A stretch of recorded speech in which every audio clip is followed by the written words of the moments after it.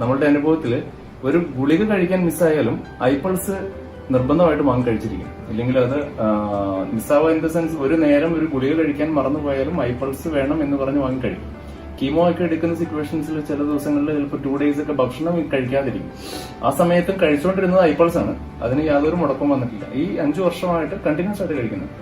അപ്പൊ മമ്മീനെ കാണാൻ വന്ന മമ്മിയുടെ ഒരു കസിൻ ഇങ്ങനെ കസിന്റെ വീടിന്റെ അടുത്തുള്ള അല്ലെങ്കിൽ പള്ളിയിൽ ഖുർആൻ ചെല്ലുന്ന ഒരു അച്ഛന് ഇതേ മൾട്ടിപ്പിൾ മൈലോമ എന്ന് പറയുന്ന ഒരു ഇഷ്യൂ ഉണ്ടെന്ന് പറയുകയും അപ്പോൾ ചാച്ചനെ തോരം വാങ്ങിക്കൊണ്ട് ഈ അച്ഛന് ഗിഫ്റ്റായിട്ട് കൊടുക്കുകയും ചെയ്തു. അച്ഛന് അതിന് ഒരുപാട് റിസൾട്ട് കിട്ടി. മമ്മിക്ക് കിട്ടിയ മാതിരി തന്നെ ഒരുപാട് റിസൾട്ട് കിട്ടി. അത് അച്ഛൻ അതിനുശേഷം അത് ഡോക്ടറെ കൊണ്ട് കാണിച്ചു. ഡോക്ടർ പറഞ്ഞ് കഴിച്ചോളാൻ പറഞ്ഞു. എവിടെ നിന്ന് കിട്ടിയെന്നൊക്കെ ചോദിച്ചു. ഒരുപാട് നല്ല കമന്റ്സും ഡോക്ടർ പറഞ്ഞു. കാരണം അച്ഛന്റെ റിസൾട്ട് കണ്ട് ഡോക്ടർ വളരെ ഹാപ്പി ആയിരുന്നു.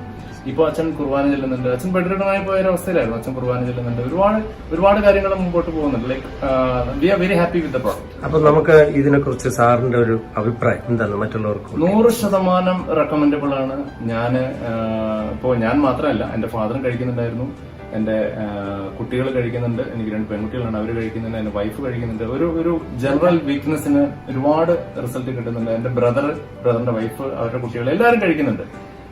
ഞങ്ങൾ വളരെയധികം സാറ്റിസ്ഫൈഡ് ആണ്. ഞാൻ 100% റെക്കമെൻഡ് ചെയ്യും, അവർക്ക് റെക്കമെൻഡ് ചെയ്യുന്നുമുണ്ട്.